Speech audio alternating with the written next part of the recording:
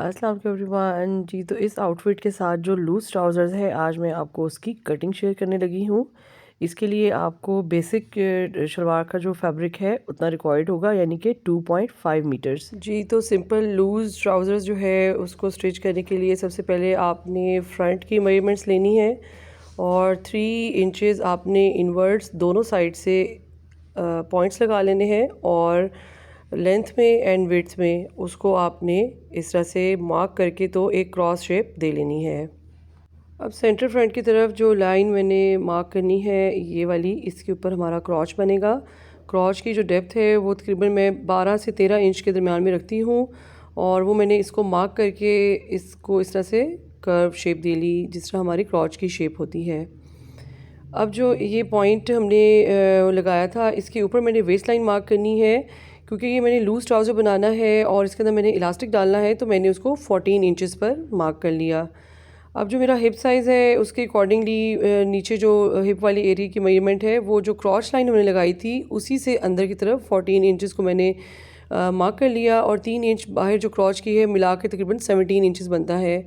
17 inches को मैंने half किया और इसके पॉइंट्स के जो क्रॉच पॉइंट और जो हिप का पॉइंट लगाया था उसके सेंटर में मैंने इसको एक पॉइंट मार्क किया और वेस्ट से लेकर जो मेरी ट्राउज़र की लेंथ आएगी वहाँ तक मैंने एक सीधी लाइन लगा लेनी है। ये हमारे ट्राउज़र की सेंट्रल लाइन होती है, जिसके ऊपर नॉर्मली हमारी आयरन से क्रीज़ बनती है। ये वो वाली लाइन है, इसके अकॉर्डिंगली हमारे ट्राउज़र की बाकी मेजरमेंट्स को मार्क किया जाता है। अब जनाब, मेरी ट्राउज़र की जो लेंथ है, अगर मैं उसको इनर लेग से मार्क करूँ तो वो 39 इंच आती है। सेंटर फ्रंट की मैं बात कर रही हूँ। अगर सेंटर फ्रंट से मार्क करूँ तो वो 39 इंचेस आती है और अगर मैं उसको आउटर लेग से मार्क करूँ तो वो 41 इंच आती है, क्योंकि सेंटर फ्रंट जो होता है वो थोड़ा सा डीप होता है। इसके अकॉर्डिंगली हमने जो आउटर लेग है उसके अकॉर्डिंगली हमने ट्राउज़र्स की जो है मेजरमेंट वो लेनी है। तो वो 41 इंच आई है, उसको मैंने नीचे तक मार्क कर लिया जहाँ पे मेरा फाइनल पॉइंट आएगा लेंथ का। अच्छा, अब इसके पॉइंट के अकॉर्डिंगली जो मैंने लाइन मार्क की थी, लाइन का मैंने सेंटर लेना है। सेंटर पे जो भी पॉइंट हमारा आता है, मेरा ख्याल है 41 इंचेस का 20.5 पे मार्क मैंने कर लिया, निशान लगा लिया। ये तकरीबन हमारा थाई और नी के करीब जो पॉइंट है उसको मैंने मार्क किया, ताकि हमारी शेप हम प्रॉपर तरीके से बना सकें। अब जो है ट्राउज़र्स का जो बॉटम है वो मेरा तकरीबन 13 इंच है टोटल। अब उसमें ये होता है कि हमने फ्रंट और बैक की कटिंग में थोड़ा सा डिफरेंस होता है। तो फ्रंट जो है वो मैं तकरीबन 12 इंच पे रखूँगी, सीम अलाउंस ऐड करके मेरा 13 इंच बनता है। तो हाफ़ मैं इस लाइन के एक तरफ मार्क करूँगी और हाफ़ मैं लाइन के दूसरी तरफ मार्क करूँगी, मतलब 6.5 एक तरफ और 6.5 दूसरी तरफ मार्क करके मैंने ट्राउज़र की जो बॉटम की मेजरमेंट है उसको इधर से मार्क कर लिया। अब जो हमारा क्रॉच का पॉइंट था 17 इंचेस वाला, उसके ऊपर हमने इस स्केल को रखा और ये जो ट्राउज़र्स का स्पेसिफ़िक स्केल होता है, इसको यूज़ करने का भी एक तरीका होता है। पहले हमने जो बॉटम वाली जगह है तकरीबन 5-5 इंच दोनों साइड्स पर ऊपर की तरफ स्ट्रेट लाइन मार्क करनी होती है, ताकि हमारा जो ट्राउज़र्स का जो बॉटम है वो सीधा नज़र आए। अब जो हमारा इनर लेग की जो मार्किंग है वो हमने स्केल को इस तरह से रख के मार्क करना है कि हमारी क्रॉच की जो लाइन है वो अच्छे तरीके से अपनी जगह पर प्रॉपर शेप के साथ बनकर आए। और जो आउटर लेग में हम ट्राउज़र का मार्क करते हैं इस स्केल के साथ, पहले हमने स्केल को आउटवर्ड्स रखना होता है। इसके बाद इस जहाँ तक हमने एंड किया था वहीं से हमने इसको स्केल को इनवर्ड्स रखकर तो इस तरह का कर्व बनाना होता है। क्योंकि मैंने ऊपर इलास्टिक डालना है, इसलिए मुझे ऊपर से इतना ज़्यादा वेस्ट की शेप मैंने नहीं बनाई। और अगर आपने प्लीट ऐड करनी हो तो आपने सेंटर की जो लाइन है इसके ऊपर आपने प्लीट मार्क करनी होती है, लेकिन मैंने क्योंकि इलास्टिक डालना है तो मैं जस्ट हल्का सा इसको तकरीबन हाफ़ इंच थोड़ा सा नीचे क्रॉच वाली जगह से मार्क करके तो स्केल की हेल्प से इसकी शेप बना लूँगी। और जितना मैंने इलास्टिक बैंड के लिए फ़ोल्ड करना है वो तकरीबन मेरा 2 इंच बनता है, तो 2 इंचेस मैंने इसको मार्क करके अपना जो इलास्टिक बैंड वाली फ़ोल्डिंग है उसको मैंने मार्क कर लिया और अगेन इसी स्केल को अपनी जगह पे सेट करते हुए इस लाइन की मैंने शेप बना ली। तो जनाब, फ्रंट हमारा रेडी है। अब हम इसकी कटिंग करेंगे और इसके साथ हम बैक की कटिंग को मार्क करेंगे। बैक साइड जो है वो इसकी कटिंग के अकॉर्डिंगली जो है हमारी मार्क होती है। बॉटम पर भी अब हमने इसका जो हेम लाइन है वो भी मैं तकरीबन 2 इंचज़ रखती हूँ और उसको मैंने मार्क करके तो स्ट्रेट नीचे राइट एंगल पे उसकी साइड्स कट की हैं। आपने इस बात का बहुत ख्याल रखना है कि बॉटम से लेकर आपका जो फाइनल लाइन है हेम लाइन, वहाँ से ऊपर 5-5 इंच आपकी लाइन जो है वो स्ट्रेट आनी चाहिए, तभी आपके ट्राउज़र की जो शेप है वो अच्छी करके आएगी।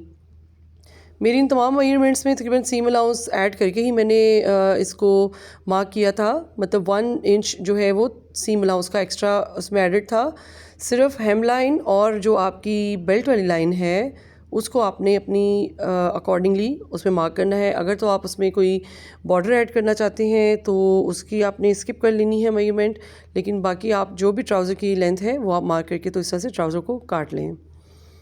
तो जनाब फ्रंट मेरा रेडी है और फ्रंट को मैं काट के तो बैक साइड के पीस के ऊपर रखूँगी और इसी की मेजरमेंट के अकॉर्डिंगली हम बैक को मार्क करेंगे। उसमें बस ये डिफरेंस होता है कि इनर लेग और आउटर लेग को 1 इंच बढ़ा के रखना होता है और जो सेंटर बैक का एरिया है उसको भी हमने तकरीबन 1.5 या 2 इंचज़ बढ़ाकर तो बाकी साइड्स पर एग्जैक्ट उसी तरह ही हमने इसकी मार्किंग कर लेनी है।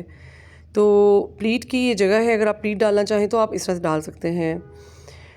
अच्छा, मैंने इसको सेंटर बैक के कपड़े को इसी तरह फ़ोल्ड करके तो सबसे पहले मैंने इसका जो इलास्टिक वाला एरिया है वहाँ पर मैंने 2 इंचज़ ऊपर बढ़ाकर तो इस तरह मार्क कर लिया, लेकिन साइड वर्ड्स मैंने सेम पॉइंट के ऊपर इसको मार्क करके तो 1-1 इंच पूरे ओवरऑल ट्राउज़र्स की जो मेजरमेंट है उसको मैं मार्क करती गई, क्योंकि हमारा ट्राउज़र जो है वो तकरीबन हमारे फ्रंट से 2 इंचज़ बड़ा होता है और उससे ये होता है कि हमारे उठने बैठने में, हमारी नमाज़ पढ़ने में या किसी भी तरीके से हमारा ट्राउज़र जो है हमें डिस्टर्ब नहीं करेगा।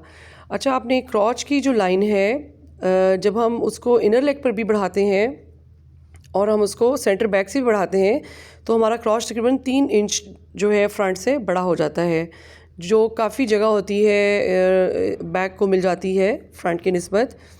अब आप देखें कि मैंने इन पॉइंट्स को आपस में मार्क कर लिया और अब मैं दोबारा से जिस तरह मैंने फ्रंट की मार्किंग की थी साइड वर्ड्स साइड सीम की, इसी तरह पहले मैं अपनी स्केल को बाहर की तरफ रखूँगी, फिर दोबारा इस तरह से अंदर की तरफ रख के तो मैंने इसकी ये शेप बना लेनी है। अगर तो आपने ऊपर बेल्ट लगानी है तो आपको थोड़ी सी ऊपर फिटिंग करनी पड़ेगी, लेकिन मैंने क्योंकि इलास्टिक डालना है पूरा ओवरऑल तो मैं इसको एज़ इट इज़ जो है शेप स्ट्रेट ऊपर से रखूँगी, क्योंकि जब वो ऊपर गैदर्स आएंगे तो ट्राउज़र जो है मेरा प्रॉपर शेप में आ जाएगा। अब मैंने इनर लेग को भी इसी तरह से मार्क कर लिया 1 इंच इनवर्ड्स मार्क करके तो मैंने उसकी प्रॉपर शेप बना ली।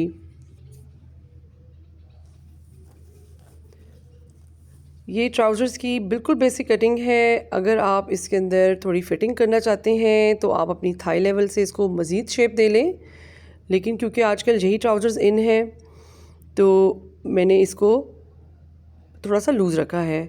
अच्छा, यहाँ पर आके मुझे याद आया कि बैक का क्रॉस थोड़ा सा 1 सेंटीमीटर बढ़ा लेना चाहिए, कि बिल्कुल फ्रंट के इक्वल नहीं रखेंगे। इस वाले पॉइंट से जहाँ पे कर्व आता है वहाँ पे थोड़ा सा मैंने 1 सेंटीमीटर अपना बैक का क्रॉस बढ़ा लिया।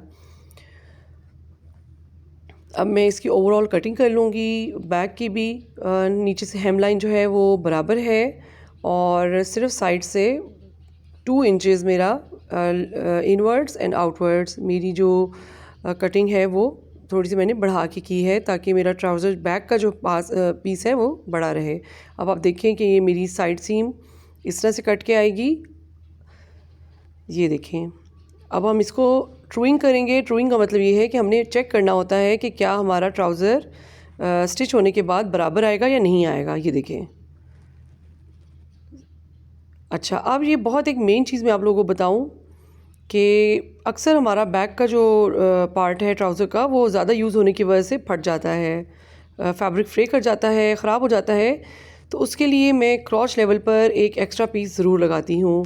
अब उसको मार्क करने का तरीका ये है कि आपने अपना क्रॉच का जो कर्व है उस वहाँ से इसको यूँ मार्क कर लेना है और इनर लेग वाला पार्ट मार्क करके तो जितना भी पीस आप ऐड करना चाहते हैं आप उसको इस तरह से ऐड कर लें।